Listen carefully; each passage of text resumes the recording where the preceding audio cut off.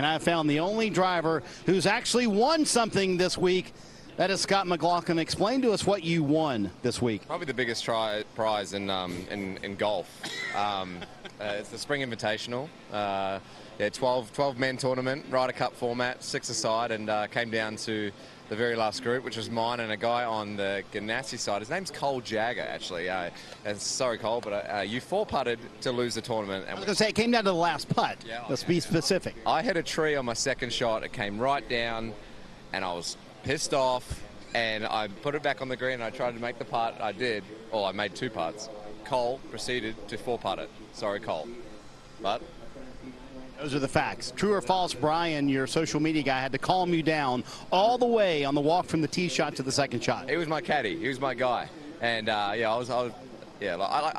heart rate was about 135 over that final couple of putts. I was pretty mad, and I was, nervous. So I'd qualify at Indy any day of the week. And this was all for a plastic trophy or just bragging rights or what? Everything. It was morale. It was.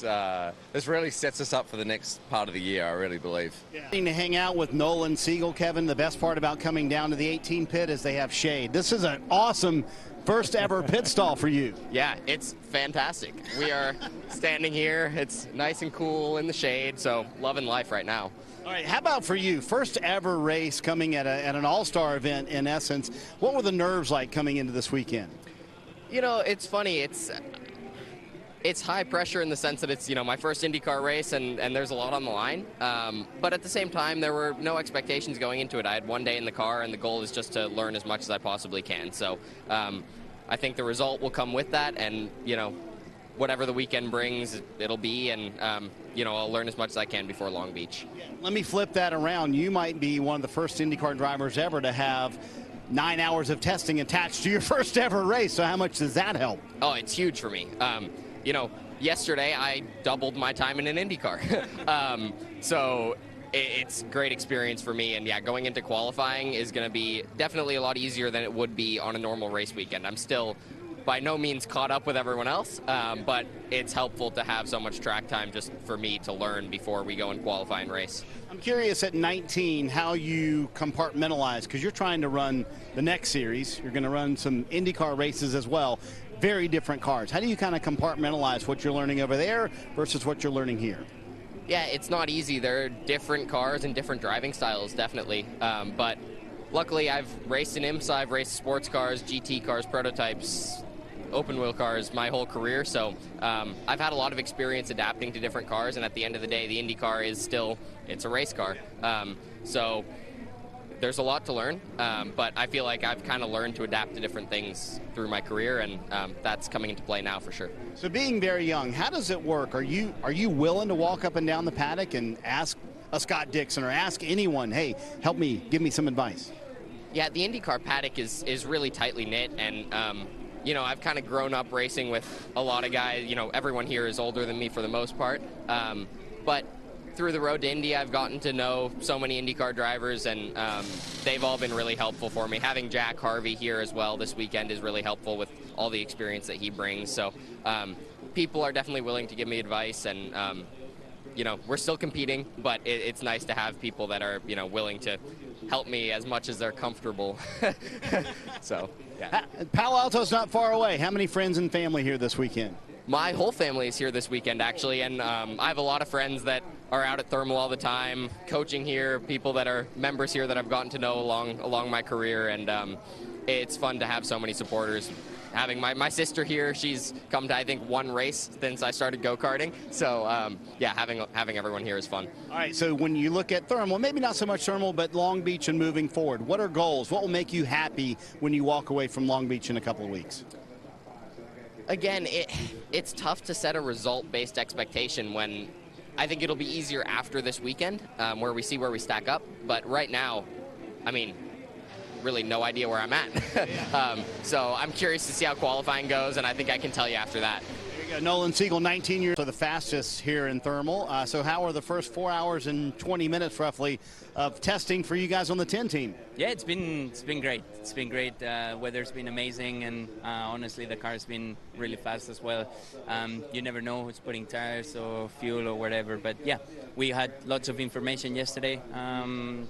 we take all the opportunities we have to test, especially to make big changes with the amount of time we had yesterday.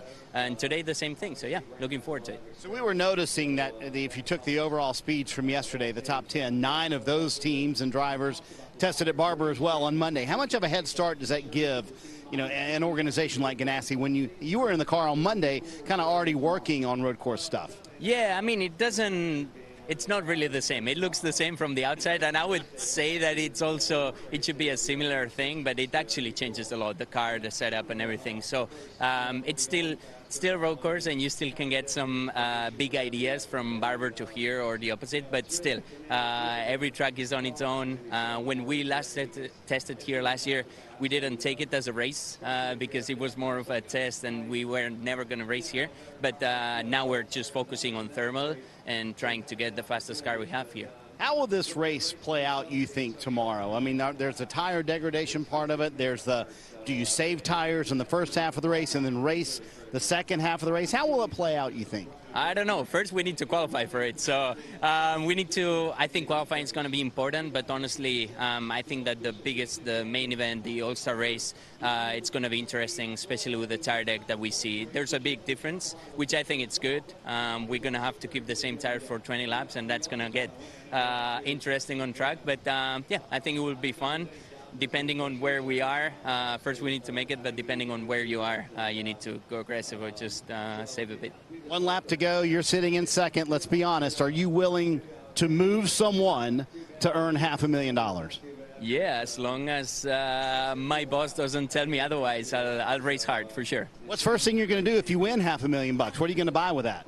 I don't know. Actually, I'm thinking more about the race than the money. Honestly, it's a lot of money, but I think it's more the feeling that you have when you win a race. Not only for me, but for all the team and the 10 crew.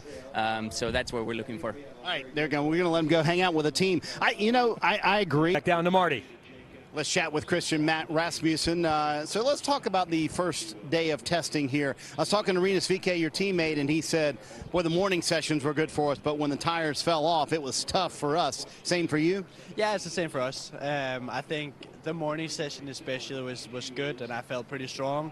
And then, I kind of took a step backwards in the afternoon, but I think we know what we need to work on, and hopefully we made some good changes overnight, which helps us today. So I only got around and did basically an outlet before the red flag, so I haven't really been out too much today. I got to say, collectively, I think the paddock felt bad for you about St. Pete. You were sitting on pit road when the green flag flew. How tough is that for your first IndyCar race? Yeah, it's unfortunate. Obviously not what you want, where you want to be sitting when the race start is going on, but yeah, it is what it is. That's racing sometimes.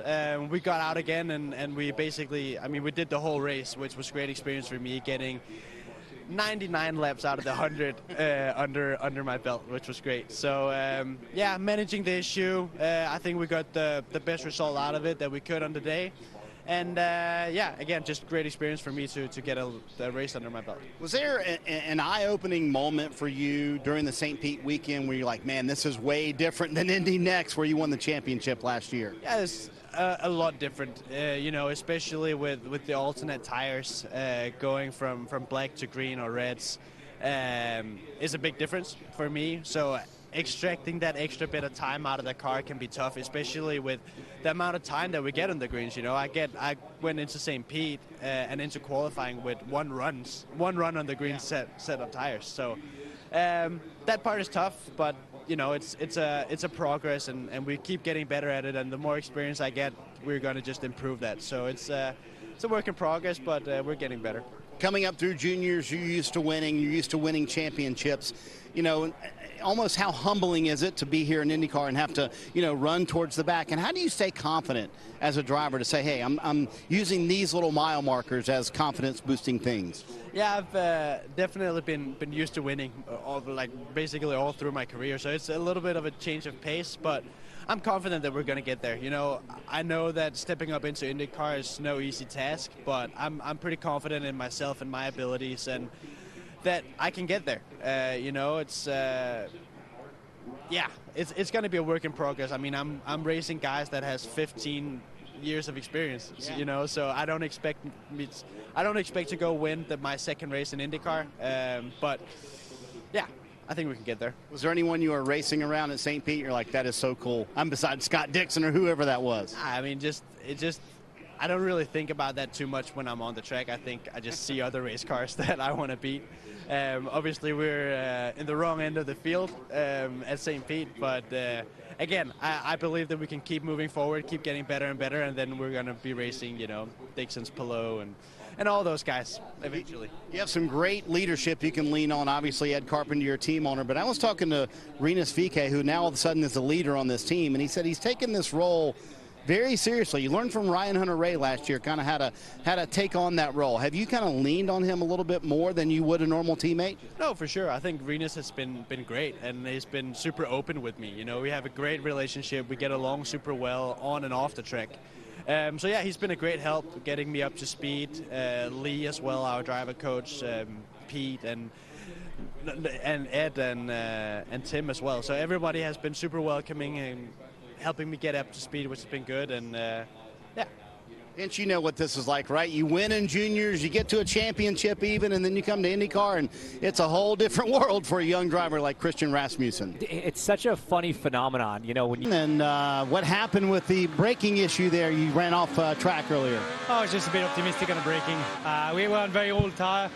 We only used one set this morning, so we're on old tires, and we found a setup that was working well, so I pushed a bit too hard and lost it, so it's on me. 7th quickest. Is the car as good as it seems on the time chart? I think it's better than what it looks like. A lot of people did a lap time very early in the day, and we waited like 30 minutes to the end of the session, more realistic condition to get the first set of cars. So I think we've been pretty okay. It feels rubbish out there, but I think it feels really bad for everyone, so it's okay. There you go. So add Romain Grosjean to the list of drivers that did that quick lap time late in the day, Kevin. Under a minute to go. And I heard you tell Brian Herta it was going well until it wasn't. So what happened? Yeah, so, I mean, to be honest, I've been losing time to my teammates all the past day and a half, all through turn 8, and I haven't been able to figure out why. So I was like, you know, this is the time to send it and just see if I can make it any better. And all of a sudden you just see the way the car just reacts over that bump. It just snapped on me, and there was no catching it. I was just lucky I didn't hit the tire wall on the left. I barely missed that, then clean hit the attenuator in the back. So we actually just changed the rear wing, and we could have just went back out, but it's better to be safe than sorry and check the car, make sure we don't cause any more damage from rocks or something being in there. So the car is good to go. We're just trying to clean it up right now and maybe get back out for the last 22 minutes that we have going on here. But we'll see. We'll just throw new tires on it and try and go again. It was going to be a quick lap. I mean, I was on for, I think, like a 3 or 2, so inside the top 10 somewhere. But yeah, unfortunate end to a good new tire run, but it's okay. It's okay. We'll come back out. We're faster than we were yesterday, so that's a positive we can take from it. And we're making improvements, so go from there. You mentioned a new tire run. We heard there were 5 laps on that set when you had gone back out. Were you trying to make a longer run? No, it technically was a new tire run because we took the first 2 laps easy. We're trying to build up the temps properly, and we took them easy, and then all of a sudden the red flag comes out for, I think it was Grosjean, who spun off into the gravel. So we really didn't have any push laps on those tires yet. So it was technically our new tire run. Yeah, the shine was maybe a little bit off of it, but they're still good. Still able to be within a 10th or 2 of a new tire run. There you go, Kyle Kirkwood. The good part is he's okay, and the better part for him, the car's okay as well, Hinch, as you pointed out, a flush hit with the wall. it's amazing.